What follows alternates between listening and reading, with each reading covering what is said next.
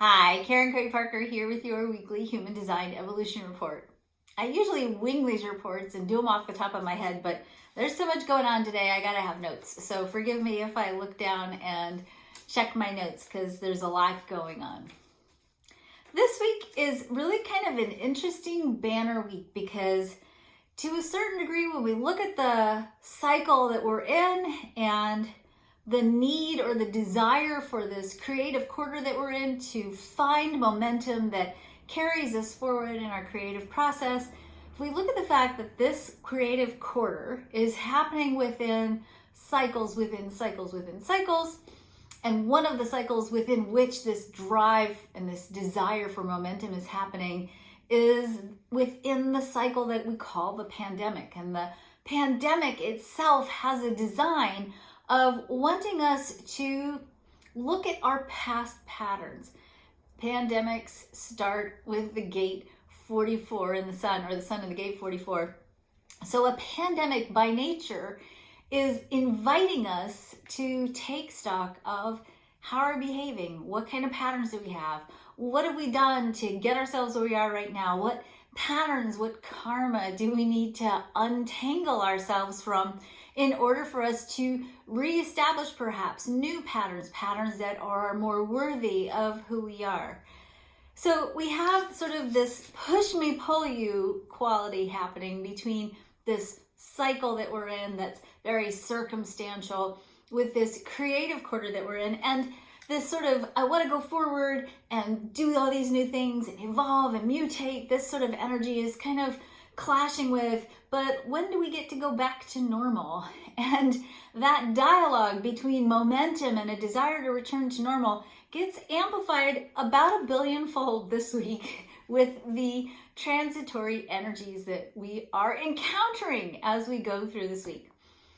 I would like to rename this week Retrograde-a-Palooza. That's really kind of where it's at this week. We already have Pluto in retrograde, which is always an invitation to dredge up the shadow and to look at what's come before.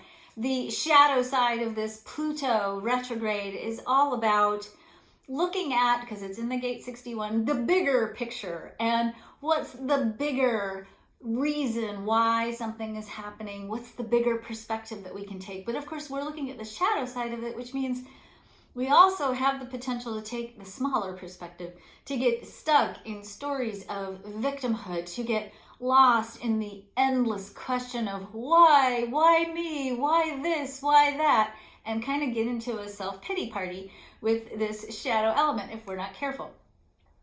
Ultimately, from exploring the why are we here, we, at the end of this cycle, emerge with a deeper understanding of the bigger picture, the bigger perspective as to why we're in this mess right now.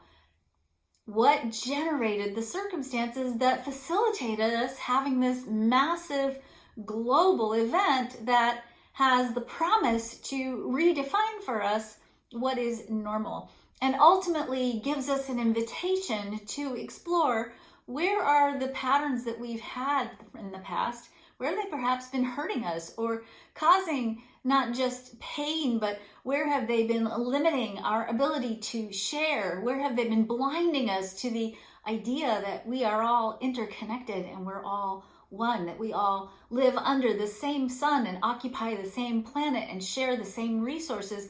Where have we been living as if this is not true? And what do we need to clean up so that we can move forward? Here's the cycle of momentum towards building a world of equitable, sustainable peace with sustainable resources, right? That's the first little cycle within a cycle. The next retrogrades we have to talk about is Venus goes into retrograde this week. Remember too, just as I'm saying this, anytime we have a retrograde cycle, we're looking at exploring past patterns, and we're looking at karma. Not so much karma like I killed you, you killed me in this lifetime, past lifetime. We're talking about patterns that create. Karma is a pattern that creates in the way in which I talk about it. So when Venus goes retrograde and we're looking at relationship energy, which is what Venus is all about, we're looking at past patterns in relationships. So be prepared because your ex is potentially going to be calling you or connecting with you, or people you haven't heard from in a long time may show up out of the blue in a Venus retrograde cycle. But right now, this Venus is going retrograde in the gate 45, which is a gate of leadership. It's a gate of sharing. And we're exploring, how do we share? What did we share? How did our sharing maybe go awry? Where do we need to be perhaps more generous? Where do we maybe need to set better boundaries? We're exploring sharing and ultimately using sharing as a place where we lead, a place where we serve. But we can't share. You can't share if you have nothing to share. And you can't share if you're sharing because you're trying to compensate for an internal lack of self-worth, which is usually one of the problems we get into in our partnerships, right? We go into partnerships and then we're trying to use our partnership as a place to heal our sense of self-worth, or where we perhaps are lacking in our self-value. And we project it onto our partner that our partner should do that work for us and give us all the things we need to demonstrate to us our own value. Or we go overboard trying to show our partner how absolutely valuable we are, and that they will never be able to live without you because you're that precious, and you are. And it just gets messed up. It gets really messed up. So we're beginning to explore with this Venus retrograde our own sense of value.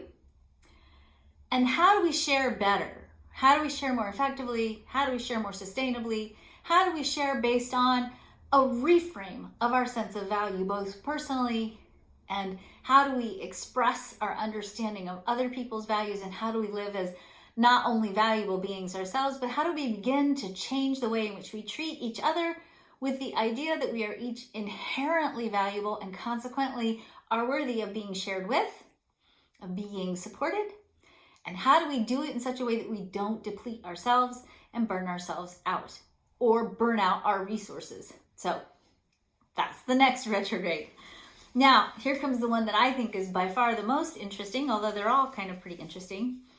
Saturn and Jupiter are also retrograde, and they're retrograde sort of quasi-conjunct in human design. They're conjunct-ish, not quite exactly, but close, in the gate 60.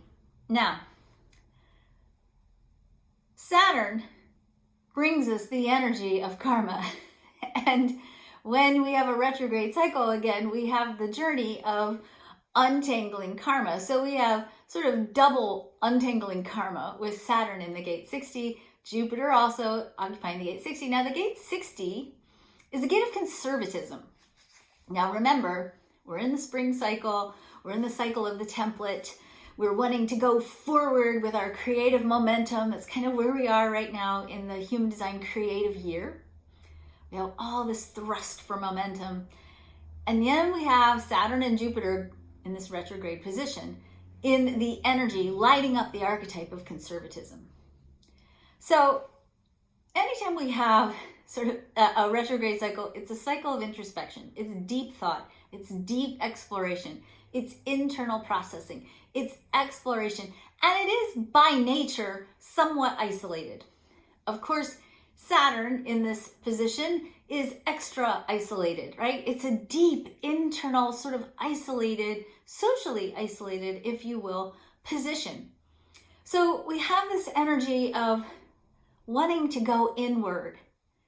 And at the same time, it's duking it out in this energy that has the potential to be very conservative. In other words, it has an energy that under the current circumstances is going to want us again to go back to normal.